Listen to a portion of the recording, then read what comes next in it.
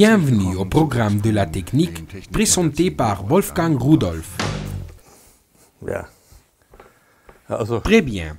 Aujourd'hui, je voudrais commencer cette nouvelle édition de Oxpun d'une manière un peu rafraîchissante. Mais comme vous pouvez le voir, ceci c'est un peu mouillé. Bon, ce n'est pas grave, mais la question est, pourquoi cela s'est mouillé? Quel est le fond de la question? Pourquoi le liquide que je souhaite boire déborde? Bon, nous l'appelons normalement de l'eau minérale gazeuse, même si le terme n'est pas tout à fait correct, CO2. Le terme correct est dioxyde de carbone, mais bon, c'est ce que disent les gens. Je veux nettoyer un peu. Et c'est l'expression qui est restée. Pourquoi le dioxyde de carbone est introduit? Parce que ce fourmillement que nous sentons dans la bouche et sur la langue nous donne une sensation rafraîchissante en buvant. Ce gaz est un produit naturel que nous trouvons dans l'air. Il s'utilise dans plusieurs processus comme des processus de maduration. Ce gaz s'utilise dans plusieurs domaines de notre vie. Si vous achetez de la viande ou des légumes, ils sont souvent emballés dans des atmosphères modifiées.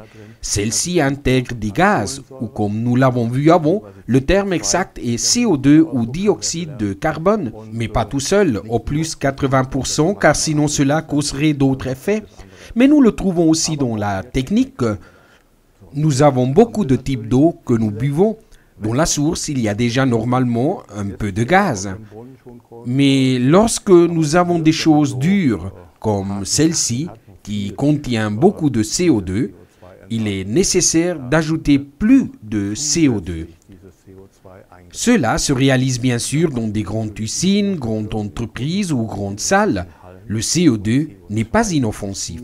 Les quantités comme celles de cette bouteille, ou dans des emballages dans des atmosphères modifiées, ou dans l'atmosphère, ne présentent aucun risque, mais le CO2 est un gaz qui est pour nous invisible, qui est inodore, que nous ne pouvons pas sentir, c'est-à-dire que nous ne pouvons pas le percevoir.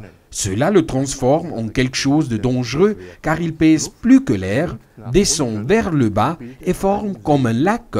Vous savez que si vous sautez dans une piscine, vous plongez et vous respirez sous l'eau, vous vous noyez.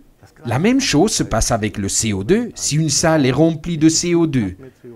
Celui-ci déplace l'air ou l'oxygène qui est en bas et vous ne respirerez pas de l'air, vous n'aurez pas d'oxygène et vous mourrez. Il existe aussi une autre situation qui est que la concentration du CO2 augmente dans l'air, comme par exemple dans des salles de fabrication où vous travaillez avec ou lorsqu'il y a des pannes. Cette augmentation sera imperceptible pour les travailleurs et travailleuses et pourrait même provoquer la mort. Ceci est quelque chose de très important. D'ailleurs, il existe des lois qui indiquent le besoin de contrôler ces gaz dans certaines zones. Non seulement le CO2, mais aussi d'autres gaz. Mais je veux vous montrer les possibilités que nous avons de contrôler en continu le CO2 dans des entreprises ou des salles de fabrication. Nous parlons d'équipements d'installation fixe ou portable qui indiquent si la concentration est dans une plage qui pourrait être nocive pour la santé de la personne.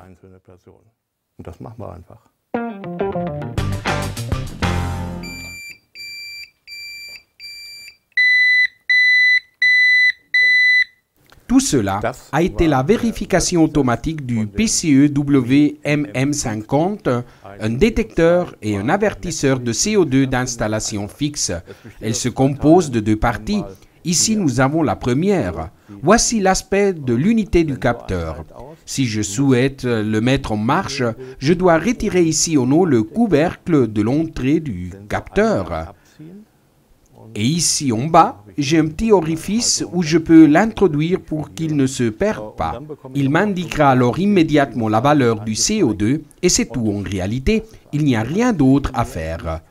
Bien sûr, il est possible d'établir différentes valeurs limites, différentes valeurs d'alarme. Tout cela est très important car j'ai différentes plages dans lesquelles je travaille avec différentes concentrations. Si je me trouve dans une grande salle avec ventilation, je pourrais peut-être avoir un pic qui ne sera pas problématique contrairement à une petite salle. Bien, sur cette station est connecté un appareil externe avec une rallonge qui est incluse dans l'envoi et que nous pouvons voir ici.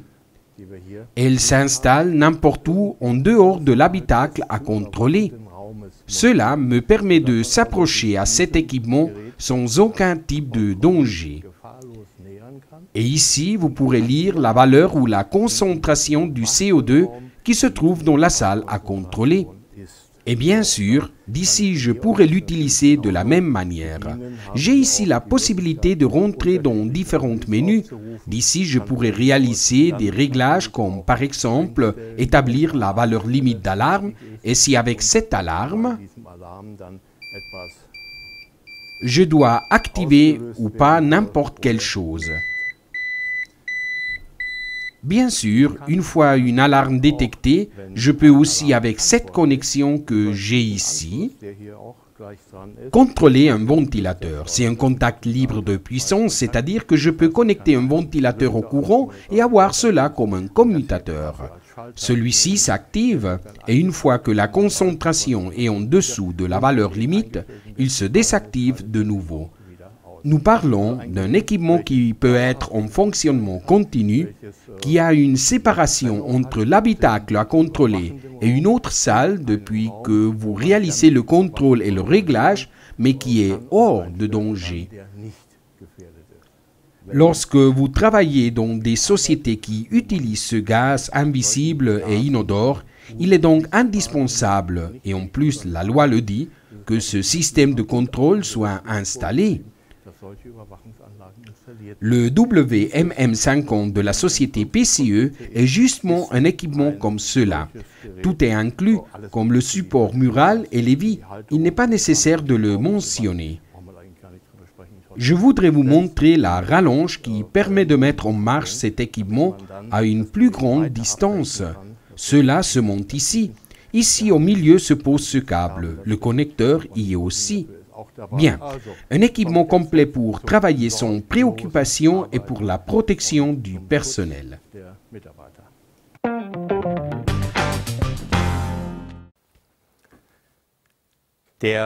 Le gazman. Dans le temps, nous allions lire le compteur, mais aujourd'hui, nous avons le gazman ou gazman qui me protège personnellement lorsque je me trouve dans des atmosphères avec des gaz. Il possède un chargeur avec une source d'alimentation. Vous pouvez chercher ici l'accumulateur de lithium incorporé pour travailler pendant plusieurs heures.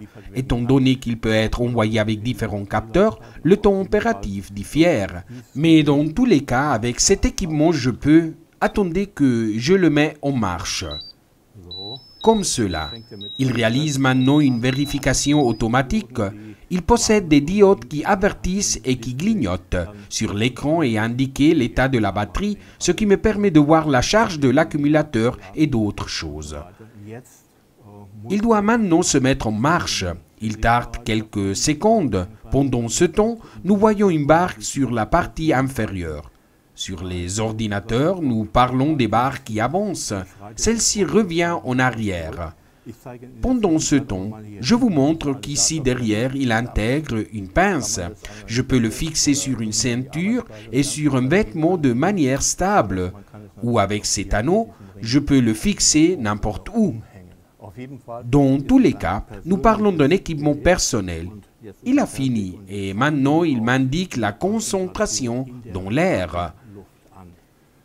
Il affiche 0,12% en volume et ce signal indique que l'équipement est en fonctionnement et actif, c'est-à-dire qu'il est correct. Nous avons ici dans ce studio une concentration légèrement élevée, mais encore très loin d'une plage dangereuse. Il travaille de manière active. Et si maintenant il augmente, c'est parce que je suis en train de parler avec, c'est-à-dire que j'expire de l'air. Et les mêmes cellules, non seulement des personnes, mais aussi d'animaux et des plantes produisent du CO2. Et maintenant, observez, si j'expire, il reçoit alors tout l'air que j'ai expiré. C'est trop pour lui et la valeur d'alarme est fixée à 0,5%. L'alarme se déclenche alors de manière très audible. La lumière qui clignote m'avertit. Si par exemple j'avais des problèmes d'audition ou si j'étais dans une usine où j'ai besoin de porter un casque protecteur et je ne l'entends pas, mais mon collègue l'entendra et le verra pour pouvoir m'avertir. Comme vous pouvez le voir, il s'agit d'un équipement indispensable pour ces secteurs où vous travaillez avec des gaz. Comme je le dis avant, il peut être équipé avec différents types de capteurs. Il sert à ma sécurité personnelle sur le poste de travail.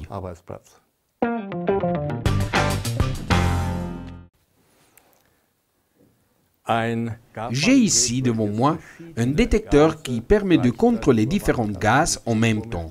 Il s'agit du modèle T4. Voici son apparence. En taille, il est un peu plus grand. Nous observons les 4 capteurs qui se trouvent ici. Lorsqu'ils sont en fonctionnement, ils ne sont pas ouverts. Ils seront plutôt couverts. Ici, nous pouvons monter un tube ou un approvisionnement de gaz. Ici, j'appuierai un peu, comme cela. Ici se connecte le tube et je pourrai alors fournir le gaz que je souhaite contrôler en utilisant une pompe qui peut être manuelle, ou plutôt le mélange de gaz. L'équipement affiche les valeurs en même temps. Si je le retire du chargeur, il intègre un accumulateur en lithium qui permet de travailler en état opératif jusqu'à 18 heures. Comme ça. Maintenant, je réalise d'abord une vérification automatique. Toutes les LED s'activent et aussi les générateurs d'alarme. Et alors, il m'indique le menu sur l'écran. Et si maintenant j'attends, comme cela, maintenant il a fini. Une fois que la vérification automatique terminera, il est très important que cet équipement soit auto-vérifié pour qu'il génère réellement une alarme lorsqu'il aura atteint la valeur limite. Alors, j'attends et je continue en appuyant ici. Par exemple, vous pouvez observer ici que je peux créer différents utilisateurs. Lorsque vous travaillez en roulement, par exemple dans une station de d'épuration, le travailleur suivant pourra créer son propre profil. Il a maintenant réalisé une mise à 0, c'est-à-dire qu'il se règle chaque fois que je l'allume. Une fois terminé, il m'indique les valeurs qu'il mesure. Et si maintenant j'appuie de nouveau, alors il s'allume. Bien, comme je le dis, il contrôle différents gaz en même temps.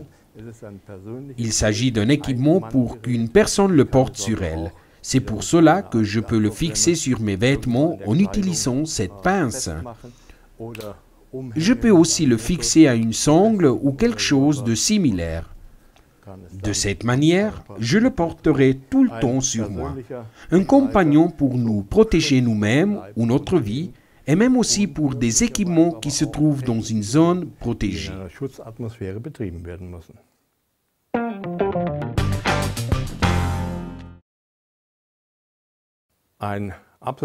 J'ai ici un détecteur de gaz qui est un véritable instrument polyvalent. Il est situé sur la station de charge. Il est en charge et les accumulateurs intégrés permettent de travailler jusqu'à 18 heures. Si je souhaite mettre en marche l'équipement, je dois d'abord le retirer du chargeur. Je vais vous le montrer. Ici, vous pouvez voir 4 capteurs visibles. Il peut mesurer jusqu'à 5 gaz et il dispose d'une connexion pour une bombe intégrée. Même en intégrant la bombe, l'équipement est toujours maniable. Il le détecte automatiquement lorsque vous posez et vous allumez la bombe. Maintenant, je vais le mettre en marche. Pour cela, je vais le retourner. Il s'utilise avec un seul bouton. Pour cela, je dois tenir appuyé la touche. La même chose pour l'éteindre. Il réalise alors un compte à rebours pour éviter de l'allumer sans le vouloir. De ce fait, voici la tonalité de l'alarme qui s'active lorsqu'il s'allume. Maintenant, il tardera un moment jusqu'à ce qu'il ait vérifié les capteurs et que ceux-ci soient opératifs. Il a besoin de réaliser une mise à 0 pour indiquer des valeurs correctes. Ici, nous observons de quelle manière le système a été vérifié. Et maintenant, nous devons à nouveau attendre et il sera alors prêt. Maintenant, il indique que l'air est propre. Nous pouvons maintenant amener la mer. Non, il le dit pour de bon. L'air est propre. Maintenant, il est en mode opératif. L'éclairage de fond s'est éteint. Nous pouvons voir que nous avons 0,12% de CO2 et 20,8% d'oxygène. C'est ce que nous voyons actuellement. Maintenant, je veux réaliser la vérification de bouffée. Et maintenant, nous nous trouvons dans la plage des valeurs limites. Il est en train d'avertir de manière très audible, ce qui permet de l'écouter même dans des atmosphères très bruyantes. Je l'ai mis en silence. L'alarme visuelle reste cependant active alors que les valeurs ne descendent pas en dessous du seuil d'alarme.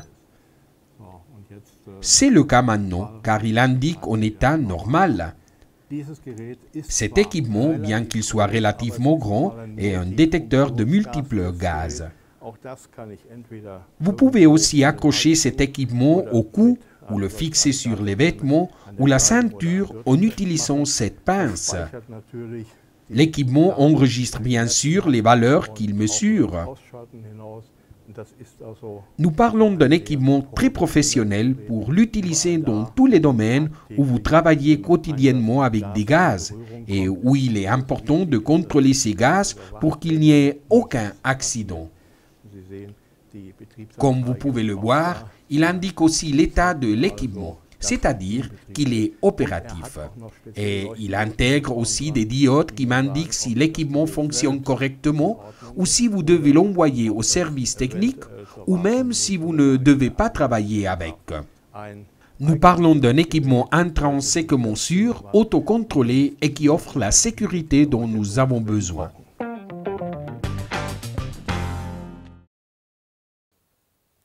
J'ai ici les 4 équipements que je vous ai présentés, l'un à côté de l'autre. Ici, nous avons de la société PCE le WMM50, un équipement d'installation fixe qui se monte dans la salle à protéger.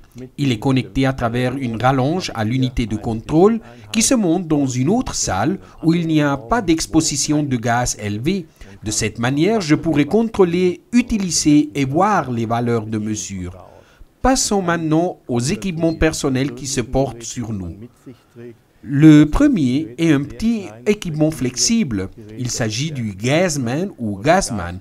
Nous le voyons ici. Il continue à émettre un bip sonore pour dire qu'il est actif. Un équipement qui sert à protéger des personnes individuelles. L'équipement suivant est le T4. Le T4 intègre 4 capteurs de gaz pour détecter différents types de gaz. C'est un équipement un peu plus grand et bien sûr, il enregistre les valeurs mesurées. Il me permet de réaliser une surveillance continue. Les accumulateurs me permettent de travailler de façon mobile. Le chargeur met 5 heures à charger l'équipement. Il est donc suffisant de le charger pendant la nuit.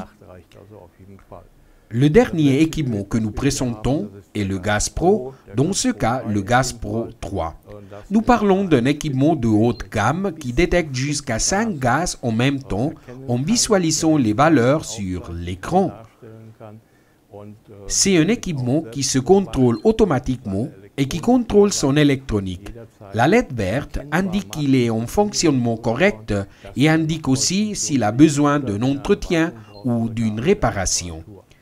Les 4 équipements sont indispensables lorsque vous travaillez avec des gaz. Même si aujourd'hui nous avons parlé du CO2, vous pouvez équiper la plupart des équipements avec d'autres capteurs ou mesurer plusieurs gaz en même temps. Bien, je pense, ou même je souhaite que vous n'ayez pas à utiliser ces équipements, sauf à niveau professionnel, et que vous ayez dans ce cas un employeur qui vous les mette à disposition.